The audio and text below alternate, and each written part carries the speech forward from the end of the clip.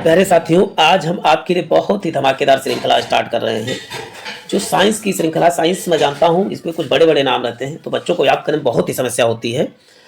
तो मैं इसको छोटे-छोटे पैकेट के रूप में देता रहूँगा, क्योंकि आप जानते हैं कि हमारा माइंड छोटे-छोटे चीज़ों को यानी कम-कम चीज़ों को जल्दी डाइजेस्ट कर लेता है। तो एक प्रकार के कैप्सूल के रूप में इसको लेते रहें और बहुत आसानी से आपका डाइजेस्ट हो जाएगा। इसमें 40 लिखा हुआ, लेकिन हम 20-20 करके ही डेली डालते रहेंगे।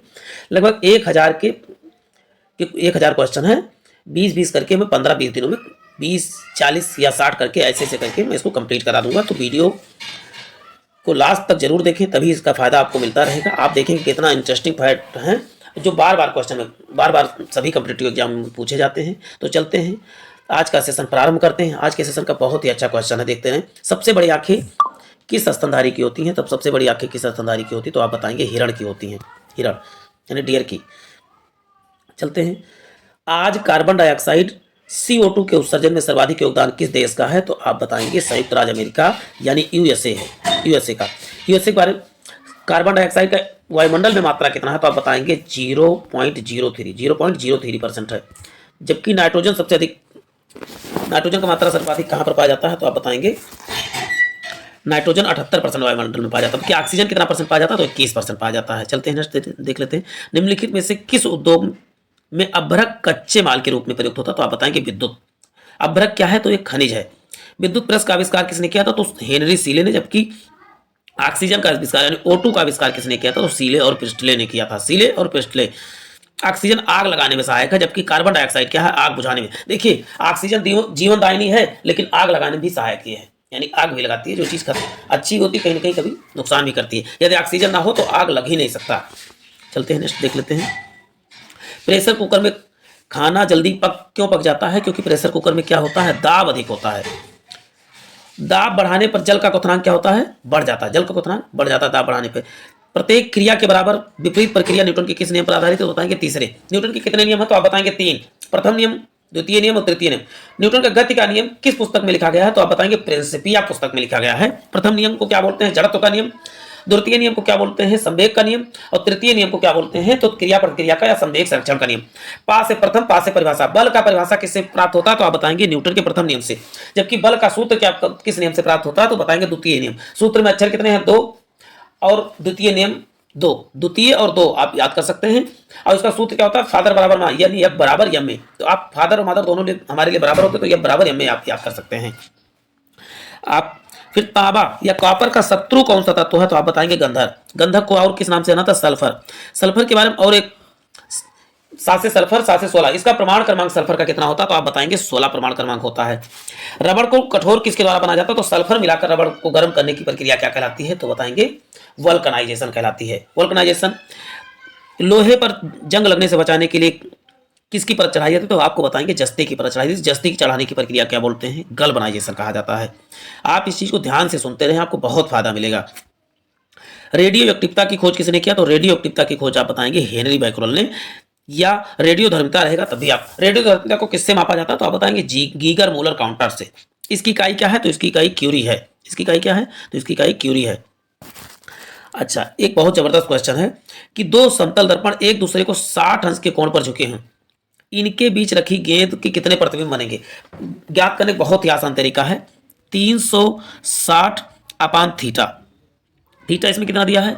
तो 60। यदि सम संख्या आता है, जैसे यहां पर देखिए मैं 60 से भाग देता हूं तो 36 यानी कितना आ गया? 6 आया। यदि यहां सम उत्तर आता है भाग देने के बाद, तो इसमें से 1 घटा देते हैं। यदि विषम आता है तो कोई भी संख्या घटाते नहीं, तो इसका उत्तर हो जाएगा 5। इसको याद नहीं करना है। देखिए एक और नेक्स्ट एग्जाम्पल देख लीजिए। यदि कहा जाए 60 अंश पर रखे गए हैं तो इसका हो जाएगा 5, लेकिन 90 अंश पे झुके हो तो 90 और किस में भाग देना है? 360 में भाग देना है, तो हो जाएगा 9 चौक 36। कितना है? 4 बार गया और 4 में से कितना? 1 घटा देंगे। सम संख्या था तो 1 घटा देंगे। इसमें कितने? यदि 90 अंश पे कहा जा चुके हैं तो कितने प्रतिबिंब बनेंगे? 3। चलते हैं नेक्स्ट देख लेते हैं। पानी के अंदर हवा का बुलबुला किस लेंस की भांति कार्य करता है? तो आप बताएंगे अवतल लेंस की भांति कार्य करता है। एक लेंस से 2 क्वेश्चन बार बार पूछे जाते हैं। दूर दृष्टि दोष में कौन सा किस लेंस का प्रयोग करते हैं? तो देखिए दूर, यहां लिखिए निकट। देखिए इसमें 2 अक्षर तो उत्तल में 3 अक्षर, और यहां पर निकट में कितने?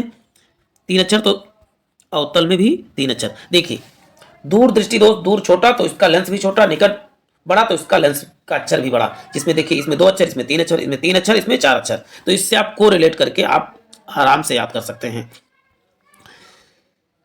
चलते हैं। इकाइयों की समस्त व्यवस्थाओं में किस इकाई की मात्रा समान होती है? तो विशिष्ट गुरुत्व की इकाई समान होती है। यदि कोई मनुष्य समतल दर्पण की ओर 4 मीटर सेकंड की चाल से आ रहा है तो दर्पण में मनुष्य का प्रतिबिंब किस चाल से आता हुआ प्रतिबिंब होना?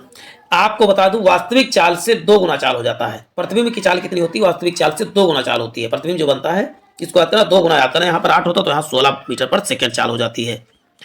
कारों, ट्रकों और बस के ड्राइवर के सीट के बगल में कौन सा दर्पण लगा होता तो बताएंगे अवतल। लेकिन आगे जो हेडलाइट बड़ी बड़ी लगी होती है, इसे रोड देखते हैं आप, तो उसमें कौन सा लगा होता है? तो अवतल दर्पण लगा होता है।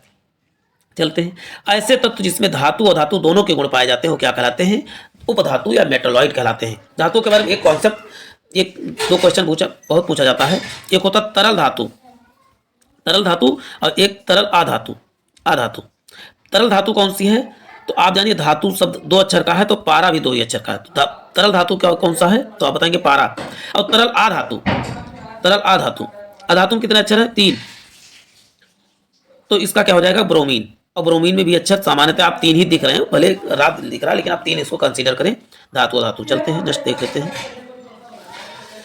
वनस्पति विज्ञान के जनक कौन है? तो वनस्पति विज्ञान के जनक है थियोफ्रेस्टस। जबकि जीव विज्ञान और जंतु विज्ञान के जनक कौन है? तो जीव विज्ञान और जंतु विज्ञान के जनक कौन है? तो अरस्तु। तो कैसे याद करें? जा अरस्तु जा। निम्नलिखित में से किसमें ध्वनि की चाल सर्वाधिक होती है? तो आप बताएंगे इस्पात या स्टील बताएंगे। इसके बाद क्या होता है? या इसको याद करें, ठोस। फिर उसके बाद द्रव। सबसे कम ध्वनि की चाल किसमें होती है? तो गैसों में ध्वनि की चाल सबसे कम होती है। एक व्यक्ति घूमते हुए स्टूल पर बाहें फैलाए खड़ा है। एकाएक बाहें सिकोड़ लेता है तो स्टूल का कोणीय वेग क्या हो जाएगा? सिकोड़ेगा तो जस्ट अपोजिट होता है, इसका क्या हो जाएगा? बढ़ जाएगा, कोणीय वेग बढ़ जाएगा। चंद्रमा पर एक बम विस्फोट होता है, इसकी आवाज पृथ्वी पर सुनाई देगी नहीं, क्योंकि वहां पर क्या है? निर्वात है, वायुमंडल है ही नहीं। क्योंकि ध्वनि को चलने के लिए किसकी आवश्यकता होती है? तो माध्यम की आवश्यकता होती है। तो प्यारे छात्रों, आज के लिए इतना ही। ये 20 क्वेश्चन की श्रृंखला 1000 क्वेश्चन प्लस तक चलती रहेगी। डेली एक वीडियो आपको मिलेगा, 1 से 2 वीडियो। और डेली यदि इसको देख लेते हैं श्रृंखला को, तो साइंस से आपको कभी प्रॉब्लम, साइंस आपके परीक्षा में कभी बाधा नहीं आएगी। चाहे आप एसएससी दे रहे हो या आर्मी के कोई भी परीक्षा दे रहे हो या यूपी SSC दे रहे हो, सबके लिए समान उपयोगी ये श्रृंखला होगी। तो फिर मिलते हैं नए सेशन के साथ। वीडियो पसंद आया हो तो लाइक करें, शेयर करें, सब्सक्राइब करें। और भी सब्जेक्ट वाइज वीडियो हमारे चैनल पे पड़े हैं, तो चैनल में विजिट करके आप सभी वीडियोज को देख सकते हैं। तो जय हिंद।